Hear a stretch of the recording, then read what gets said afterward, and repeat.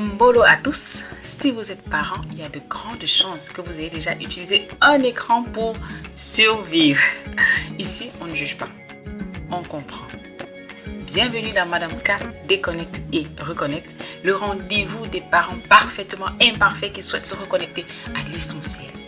Je suis Madame K, éducatrice et praticienne en neurosciences appliquées, entre deux rires et quelques vérités qui piquent, parce qu'on va se parler franchement entre parents, parce que oui, je suis aussi une maman. On va vulgariser les neurosciences, on va décoder les comportements pour sortir de la parentalité réactive et embrasser la parentalité que nous méritons tous. Oh là là, bienvenue. Ces 2 dernières semaines, le monde a célébré les pères. Et dimanche dernier, c'était notre tour ici, au Cameroun. Alors à tous les papas qui m'écoutent aujourd'hui, bonne fête à vous, bonne fête à tous. Cet épisode vous est entièrement dédié. Mais attention, aujourd'hui on va parler de votre rôle sacré et surtout de votre impact sur la gestion des écrans et le cerveau de vos enfants. D'ailleurs, je vous ai dédié quelques épisodes. Donc je vous recommande fortement d'écouter les 2-3 prochains épisodes de Madame K Déconnecte et Reconnecte. Depuis la nuit des temps, on a répété que l'éducation des enfants était la charge première de la maman. Pour des raisons évidentes, biologiques, historiques. Mais notre société moderne a glissé vers un extrême dangereux. Elle a effacé le rôle structurel du père, poussant beaucoup d'hommes à abandonner silencieusement le navire éducatif. Dans nos familles africaines, trop d'hommes se contentent d'un statut, celui de pourvoyeur financier. Moi, j'ai payé l'école, j'ai acheté les sacs de riz, j'ai géré le loyer. Mon rôle s'arrête là. C'est faux, les papas. C'est une erreur monumentale. Votre rôle est infiniment plus grand, plus puissant et plus urgent que votre portefeuille. En échangeant avec des dizaines de mamans épuisées, j'ai compris une chose fondamentale. Si un bébé de 6 mois se retrouve avec un smartphone entre les mains, ce n'est pas par gaieté de cœur. C'est parce que la maman est à bout de force, écrasée par la charge mentale, fatiguée par des pleurs qu'elle ne comprend plus. Le téléphone devient la seule et unique bouée de sauvetage pour grappiller 10 minutes de répit. Et c'est là, messieurs, que votre absence devient dramatique. J'ai besoin de vous à la maison, les papas, pour anticiper, soutenir et réguler. La science nous le dit, votre présence modifie l'architecture cérébrale de vos enfants. Et oui, les neurosciences ont mis en lumière un super pouvoir purement paternel, le paternal play, le jeu propre au père, souvent plus physique, plus rythmé que chez la maman, quoi. Chez nous, quand les papas et tontons prennent un bébé dans les bras, l'un des jeux qu'ils adorent faire avec eux, c'est hop, on les lance le plus haut possible. La maman à côté, elle est paniquée. Mais ce qui est fascinant, c'est la confiance de l'enfant. Il rit aux éclats et se laisse aisément faire. Ce n'est pas parce qu'il n'a pas conscience du danger, mais bon, il en a un peu moins que l'adulte, c'est vrai. Mais c'est simplement parce qu'il a confiance. Tout dans la gestuelle et l'attitude de papa lui inspire une confiance absolue. C'est pour cela qu'il se laisse faire. Les chercheurs de Cambridge ont publié en 2020 une analyse de plus de 70 travaux scientifiques réalisés sur près de 40 années. Les travaux ont fait analyser l'influence des premières interactions familiales sur la régulation émotionnelle une fois qu'on est adulte.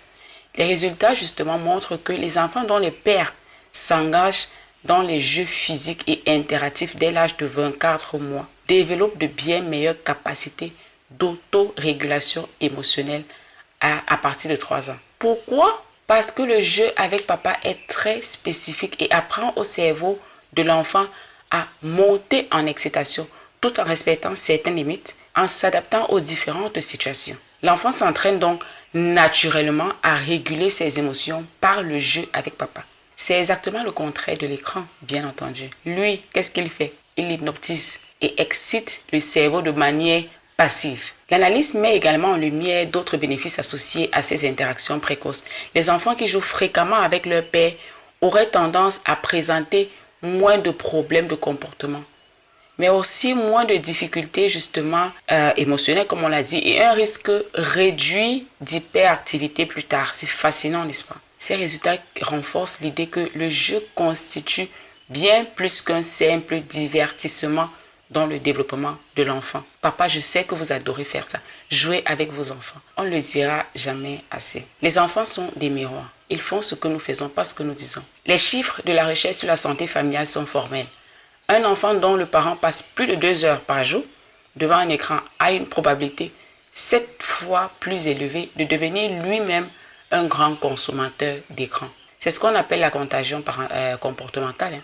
Si vous rentrez du travail, que vous vous installez au salon, les yeux rivés sur votre écran pour regarder les actualités ou vos messages pendant des heures, alors vous, le papa, la figure ultime de l'ordre et du respect, vous validez l'écran comme l'unique outil de décompression de la maison. Dans cet épisode inspiré de la fête des pères, je voulais juste vous rappeler à vous les papas que votre rôle est immense, beaucoup plus riche, beaucoup plus grand et beaucoup plus important qu'être simplement un pourvoyeur financier. Vous êtes celui qui rétablit l'équilibre. Vous êtes le protecteur de votre projet familial. Et c'est vous, cher papa, qui tenez la barre. Vous assurez que votre navire familial reste dans la direction pensée.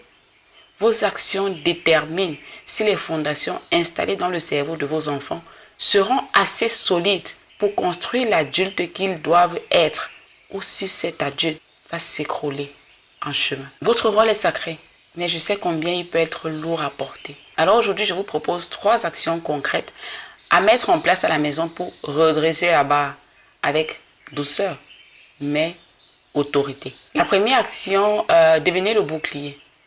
Quand maman prépare le repas, qu'elle gère le retour de l'école et qu'elle est saturée, le risque justement d'exposition aux écrans est au maximum. Et il y a des heures critiques, on les connaît entre 17h et 20h quand tout le monde est en train de rentrer.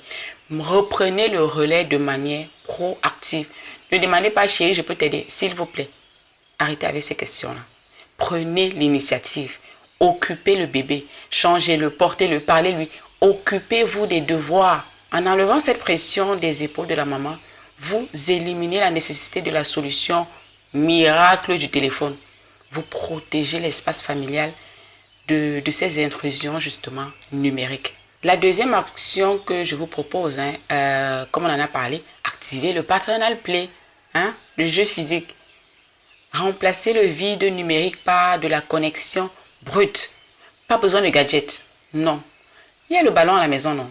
Jouez au ballon, faites des puzzles, chatouillez-les. Ils adorent quand papa les chatouille. Chatouillez-les. Bref, faites ce qui vous passe par la tête. Lorsque le père investit ce temps, le cerveau de l'enfant sécrète de l'oxytocine et de la dopamine saine. L'enfant n'aura même plus le temps de réclamer le téléphone car l'alternative que vous lui offrez est 1000 fois plus stimulante pour son développement. La troisième et dernière action que je vous propose aujourd'hui, c'est d'instaurer la règle des zones et heures sacrées.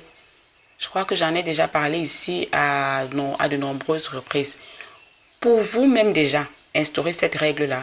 Quand vous passez le pas de la porte de la maison, le téléphone reste dans le sac ou dans la chambre pendant au moins 1 heure. C'est une règle qui marche très bien pour moi depuis de nombreuses années. Pas d'écran à table, ni dans la chambre des enfants. Montrez-leur à quoi ressemble un homme, un père pleinement présent. Alors les papas, l'éducation de nos enfants n'est pas un contrat de sous-traitance où vous ne fournissez que le capital financier. Non, c'est une présence active, une présence qui sécurise. En rentrant dans l'arène, en devenant ce parent qui anticipe la fatigue, soutient le quotidien et régule par l'exemple, vous ne retirez pas seulement un bout de plastique des mains de votre enfant. Vous lui offrez un cerveau plus fort, des émotions plus stables et une famille beaucoup plus unie. Mère et père, nous sommes une équipe. Vous devez vous en souvenir. Nous sommes une équipe. Nous ne sommes pas en compétition. Alors, redonnons au papa leur place sacrée autour de la table, s'il vous plaît, les mamans. Alors, je vous invite, vous, papa et maman, aujourd'hui, à prendre soin de vous, à prendre soin de vos enfants. Prenez soin de leur cerveau et surtout, partagez cet épisode avec des papas de votre entourage que vous appréciez, que vous adorez. Et n'oubliez pas, pendant cette période de vacances, nous avons notre super pack vacances Maline qui est disponible. 4 semaines d'activité prêtes à l'emploi. je vous assure, vous ouvrez juste et la journée commence. Tout est pensé pour vous. Vous n'avez rien à faire, rien du tout. 4 semaines, c'est extraordinaire. Et en plus, vous avez des bonus de livres de coloriage et notre jeu, notre super jeu sur les écrans. Et tout ça ne coûte que 7,90 €, soit 5 000 francs CFA pour tous ceux qui sont en zone franc. Cliquez simplement sur le lien qui est en description de cet épisode. Partagez s'il vous plaît, partagez cet épisode au papa que vous connaissez de votre entourage, que vous appréciez, que vous adorez d'amour, ok? C'était Madame K. Merci de m'avoir écouté. Comme toujours, c'est un réel plaisir pour moi de partager ce moment avec vous. Je vous donne rendez-vous la semaine prochaine pour un nouveau numéro. Et d'ici là, soyez indulgents avec vous-même, mais restez conscients. Ici, on déconnecte pour mieux se reconnecter à la maison. C'était Madame K. Home, Pichi Profond.